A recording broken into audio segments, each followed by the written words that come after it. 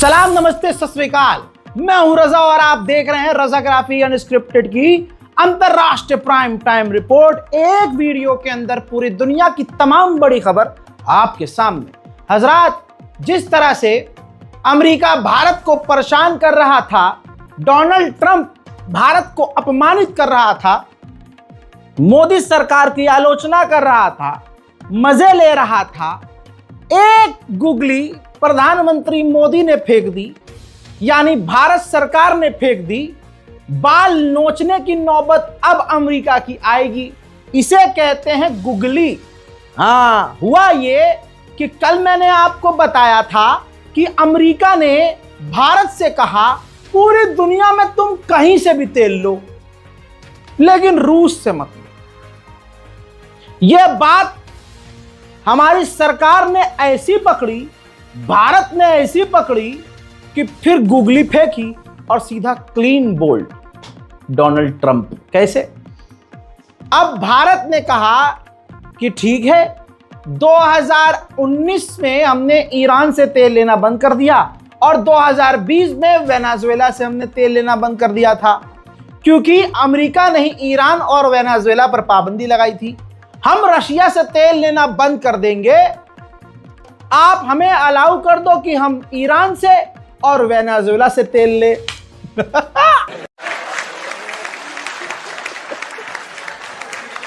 हजरात मोहतरम, बुरी तरह से फंस गया भाई। अब कौन फंसा? ट्रंप फंसा बे। दोस्तों, मजा आ गया। अब देखिए, रशिया से कह रहा है तेल मत लो, ईरान से वैसे ही किलसता है कौन? अमेरिका। और वेनेजुएला से तो जंग के एकदम मुहाने पर है अमेरिका। तो अब देखना यह कि अमेरिकी सरकार करेगी क्या, ट्रंप सरकार करेगी क्या। मौके के इंतजार में थे प्रधानमंत्री मोदी और मौका मिलते ही चौका नहीं मार दिया, सीधा छक्का। उधर अमेरिका ने कहा है कि भारत से हमारी बातचीत चल रही है, लेकिन हम तेल पर फोकस कर रहे हैं और हम भारत पर दबाव बना रहे हैं कि रूस से तेल न ले और कोई बीच का रास्ता निकल जाए। एक तरफ अमेरिका कह रहा है हम भारत से बात कर रहे हैं, दूसरी तरफ वो भारत के खिलाफ साजिश रच रहा है। अमेरिका ने दो इंडियन पर बैन लगा दिया है, यह कहते हुए कि इनकी कंपनियां अमेरिका में जो बनाई है, इन्होंने ये ड्रग्स की तस्करी कर रहे हैं, नशा फैला रहे हैं। वाह! अबे डोनाल्ड ट्रंप, तू कौन सा नशा करता है पहले वो बता। एक जगह तो भारत को फायदा हो गया। अमेरिका के ऑफिशियल ने कहा कि डोनाल्ड ट्रंप कश्मीर का मुद्दा हल करने में इंटरेस्टेड नहीं है और भारत का स्टैंड ही यही है कि जो जगह हमारी है उस पर तीसरा कोई बकचोदी करेगा क्यों। तो यहां पर तो भैया भारत के बल्ले बल्ले हैं कि अमेरिका ने कह दिया भाई हमें इसमें पड़ना ही नहीं है। उधर भारत की ताकत कोई आलू गोभी थोड़ी ना है। भाई, देश की सरकार का मामला अलग है, ताकत हमारी अलग है। हजरात, भारत की रक्षा तंत्र डीआरडीओ ने कमाल कर दिया। अजी, ट्रेन से मिसाइल दाग दी। आहा, मजा ही आ गया। ये वीडियो देखिए। भारत में ये पहली बार हुआ है कि ट्रेन से अग्नि प्राइम मिसाइल का टेस्ट कर लिया है। स्पेशल ट्रेन बनाई गई। रूस, चीन और नॉर्थ कोरिया के बाद ऐसा करने वाला चौथा देश अब सिर्फ भारत है। इसी वजह से भारत अब चाइना के आसपास भी चीन की तरह रेल की पटरियां बिछा रहा है और पूरे भारत के चारों तरफ ट्रेन की पटरियां बिछाने का प्रोजेक्ट भी चल रहा है। यानी अब कहीं भी ट्रेन से ही भारत मिसाइल दाग कर सामने वाले को सिंदूर, सुहागरात सारे मजे देगा।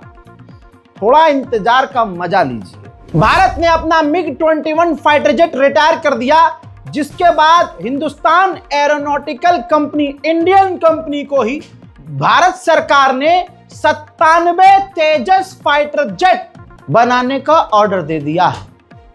इससे भाई ये काम बढ़िया किया है मोदी जी ने, क्योंकि ये भारत का खुद का स्वदेशी जहाज है, भारत की ही कंपनी बनाएगी और इससे काम भी भारतीयों को ही मिलेगा। देखिए, जो आदमी जहां सही करे वहां सही बोलना चाहिए, जहां विवाद है वहां तो भाई है, जिस मुद्दे पर हम राजी नहीं है।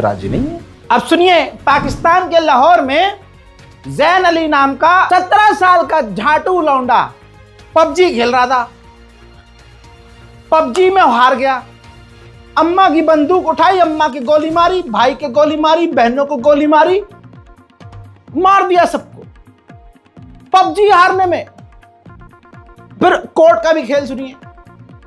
मामला जब पुलिस तक पहुंचा, कोर्ट तक पहुंचा, तो कोर्ट ने उसको 100 साल की सजा सुना दी है। अबे 100 साल वो जिएगा? खैर चलो ठीक है भाई, जो किया उसने किया। पाबंदी तो फिर बैन जो है पबजी पे भी लगना चाहिए था ना। पबजी को कैसे बैन कर देंगे भाई, दूसरे देश वाले नाराज हो जाएंगे ना, चाइना वाइना। बहरहाल जैन अली एक ऐसा इंसान जो पबजी में हारा तो अपनी अम्मा, बहन, भाइयों को गोली मार दी। इन्हीं सब चीजों का तो फायदा उठाया जाता है भारत के अंदर एक खास झुंड के द्वारा, और फिर सारा खेल आपको पता ही है। वहीं प्रधानमंत्री की दोस्ती आज हमको शर्मसार कर रही है। यह तस्वीर देखिए, एंकी पैंकी शैंकी, बीच में डोनाल्ड ट्रंप, एक तरफ पाकिस्तान के सेनापति और एक तरफ पाकिस्तान के प्रधानमंत्री। यहां तक कि पाकिस्तान के सेनापति की, आसिम मुनीर की, ट्रंप ने यूं तारीफ की कि कहा कि ये जो पाकिस्तान के आर्मी चीफ हैं, ये ग्रेट गाय, महान व्यक्ति। मोदी जी, अरे कहां हो यार मोदी जी? उधर अमेरिका के अंदर एक बार ये तस्वीर भी आ गई सामने। बांग्लादेश के प्रधानमंत्री और पाकिस्तान के प्रधानमंत्री दोनों ने मुलाकात की है, इकोनॉमिक टाइज पर बात की है, ट्रेड पर बात की है। दोनों करीब आ रहे हैं, बहुत जल्द कई बड़ी डील का ऐलान भी किया जा सकता है। उधर पाकिस्तान ने अपने स्कूल के और कॉलेज के सिलेबस में भारत के खिलाफ पढ़ाना शुरू कर दिया। बल्कि रिपोर्ट यह है कि सिलेबस में जोड़ते हुए भारत के 26 ठिकाने तबाह करने का दावा किया है। भारत, और उसमें लिखा है उसने कि भारत ने आरोप लगाकर, इल्जाम लगाकर पाकिस्तान पर हमला किया। देखिए, इसका तो नहीं पता कि इल्जाम था कि क्या था, लेकिन 26 ठिकाने, अरे दिमाग ठिकाने पर है।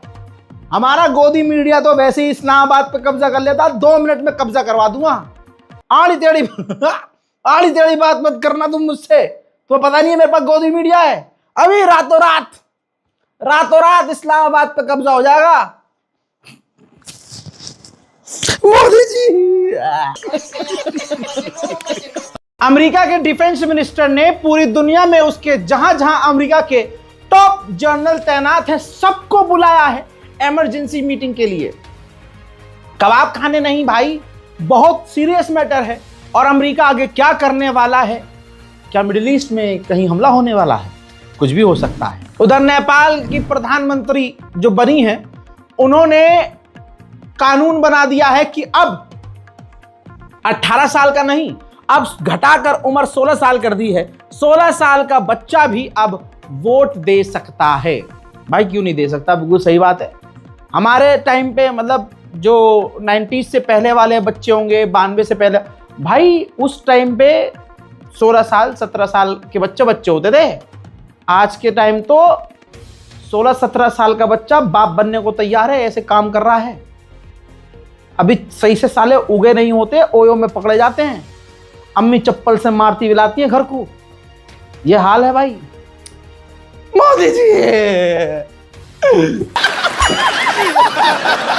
चाइना के अकॉर्डिंग ताइवान कोई देश नहीं है, ताइवान चीन का हिस्सा है।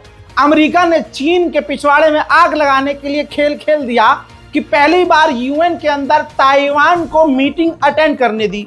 जाहिर सी बात है चीन इस पर भड़केगा। अफगानिस्तान को लेकर, क्योंकि अफगानिस्तान की सिचुएशन कहा जाता है ठीक नहीं है, और अफगानिस्तान बीच में पड़ता है चाइना, पाकिस्तान, ईरान, रशिया। तो रशिया, ईरान, चाइना और पाकिस्तान ने अफगानिस्तान की सिचुएशन पर डिस्कशन किया है न्यूयॉर्क में। म्यांमार में मिलिट्री कूप, मिलिट्री का कब्जा है, लेकिन रशिया की इन्वॉल्वमेंट क्या है वो तो आप जाने। रिपोर्ट आपकी स्क्रीन पर, इस वीडियो को देखिए। म्यांमार का आर्मी चीफ व्लादिमीर पुतिन से मिलने के लिए रशिया पहुंच गया। खिचड़ी रशिया और म्यांमार के बीच पक रही है। उधर रूस के डिप्टी प्राइम मिनिस्टर भारत आए, स्पेशली प्रधानमंत्री मोदी से मिलने के लिए। भारत और रूस की दोस्ती इस वक्त काफी पक्की है और हमारी दुआ है कि रशिया हमारा साथी हमेशा रहे। अच्छा, अमेरिका में डोनाल्ड ट्रंप ने फ्रांस के राष्ट्रपति और तुर्की के राष्ट्रपति को सड़क पर रुकवा दिया था। ट्रैफिक मतलब कॉन्वॉय आ रहा था ना उनका, डोनाल्ड ट्रंप का, तो वो तस्वीर मैं आपको दिखा चुका हूं।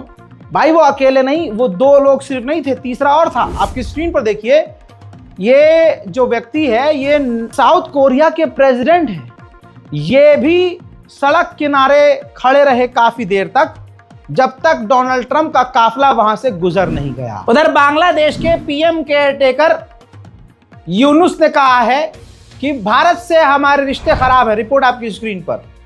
अभी भारत और बांग्लादेश के बीच प्रॉब्लम्स है, वो हमारे खिलाफ फेक न्यूज फैलाते हैं, तो मुझे तालिबानी दिखाते हैं, और जो हमारी भगोड़ी है हसीना उसको सपोर्ट करते हैं। हजरात मोहतरम, अंतरराष्ट्रीय प्राइम टाइम रिपोर्ट में आज और अभी के लिए इतना ही। हिंदुस्तान में लोगों को भड़काया जा रहा है, खासकर मुसलमानों को भड़काया जा रहा है, भड़काकर उनको सड़क पर लाने की कोशिश की जा रही है।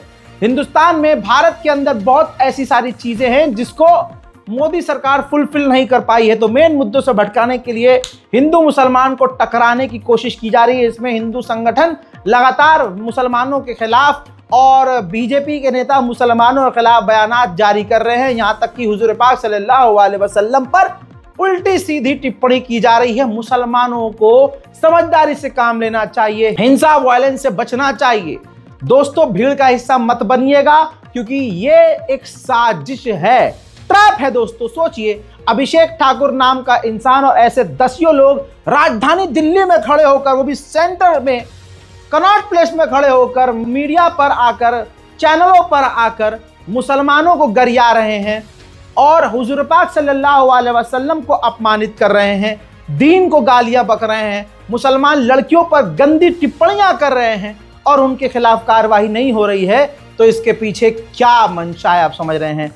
अब प्रैक्टिकल देखिए, जब आप सड़क पर उतरे कि भाई हमारे हुजूर के बारे में ये कैसे बोल दिया, हम इस पर पिटीशन दाखिल करेंगे, हम ये करेंगे वो, तो उल्टा आपको गिरफ्तार किया जा रहा है, आप पर लाठी भाजी जा रही है, आपके घर तोड़े जा रहे हैं। यही तो जाल था, यही तो जाल था। सवाल यह कि हम क्या करें। अरे भाई, हिंदुस्तान में इतनी बड़ी बड़ी संस्थाएं हैं, ये जामा मस्जिद के मौलाना खामोश हैं, शाही इमाम खामोश हैं, मुस्लिम पर्सनल लॉ बोर्ड खामोश है। जब इनको वोट चाहिए होता है, जब इनको बयानबाजी करनी होती है, तो मस्त आगे आ जाते हैं, बीच का रास्ता निकाल के चलते हैं, क्योंकि भाई जरूरी है गद्दी ना इनके लिए भी। तो हमें करना क्या है, आसान तरीका भाई, छोटा सा इंसान हूं मैं, मेरी अकल जो है इधर तो नहीं चलती, लेकिन भाई ऐसी जगह चलती है और इस तरीके को ज़्यादा मैं पसंद करता हूं जहां पर किसी का नुकसान ना हो। मैं अपनी कौम के नौजवानों को क्यों फंसाऊं भाई, तवज्जो है भाई। मेरे अंदर इतना दम नहीं है कि मैं किसी भीड़ को बुलाऊं और प्रोटेस्ट करवाऊं। भाई मेरे पे खुद 53-54 FIR है, मैं अपना पिछवाड़ा बचाते बचाते चल रहा हूं। आप कभी आए हैं क्या, हाई कोर्ट आए हैं, इलाहाबाद हाई कोर्ट आए हैं, किसी स्टेट के कोर्ट में मेरे साथ आप पेशी पर गए? नहीं गए, अकेले करना पड़ता है भाई साहब। बेकार मत आना। बहुत लोगों को देख रहा हूं इंस्टाग्राम पर बना रहे हैं वीडियो, आड़ी टेढ़ी बातें करते हुए उल्टे सीधे पोस्ट कर रहे हैं। भाई जज्बात में मत बहो, तुम्हें ट्रिगर किया गया है, समझो। फिर करे क्या, आपकी स्क्रीन पर कुछ नहीं करना, अपने फोन से स्कैनर को स्कैन करना है और मोहब्बत से जीमेल आईडी डालो, अपना नाम डालो, पिटीशन दाखिल करो। यूएन की पिटीशन है, ऑटोमेटिकली ये पिटीशन हमारी ट्रेंड पर आ चुकी है। और अफसोस इस बात का है कि एक दिन के अंदर, 24 घंटे के अंदर जितने इसमें साइन होने चाहिए थे, मुसलमानों ने, कौम ने वो नहीं किए। सड़क पर उतरने के लिए तैयार हैं भाई, उल्टा सीधा बोलने को भी तैयार हैं, रिएक्शन वीडियो बनाने के तैयार हैं। भाई वो गलत रास्ता है, संविधान कानून का रास्ता और इंटरनेशनल लॉ के मुताबिक जो रास्ता मैं आपको बता रहा हूं वो यूएन में पिटीशन है। तो भाई आप कीजिए, साइन कीजिए, करवाइए। और मैंने देखा कि ये लोग इसको प्रिंट आउट करके सड़कों पर खड़े हो गए भाई, जबरदस्ती। अरे भाई स्कैनर इसलिए है कि किसी को मोबाइल पर भेज दो, वो खुद कर लेगा स्कैन अपने दुकान में, अपने जगह पर। ये नहीं कि भाई सड़क जाम करके रोड पे बैनर लगा खड़ा होगा, भाई करो स्कैन। बात तो तब भी वही हो गई, तब भी भीड़ इकट्ठे कर रहे हो। अल्लाह ना करे कोई बात हो जाए, मामला गर्म हो जाए, बहसबाजी हो जाए, तो बात तो फिर वही हो गई, फिर तुम जेल के अंदर। तो भाई जो काम शांति और प्यार से होता है वो चीख चिल्ला के नहीं होता है। चीखते चिल्लाते दूसरे लोग हैं जिनको पता हो कि भाई हमारे अंदर ताकत नहीं है। दिमाग लगाइए, एनर्जी कम लगानी पड़ेगी। इस रिपोर्ट को शेयर कीजिए, अपनी दुआओं में मुझे याद रखिए। आप देख रहे थे रज़ा ग्राफी अनस्क्रिप्टेड। भैया इतनी मेहनत कर रहे हैं, चैनल सब्सक्राइब करने को बोलना पड़ेगा क्या? चलिए बोल देते हैं, प्लीज़ चैनल को सब्सक्राइब कीजिए। जय हिंद।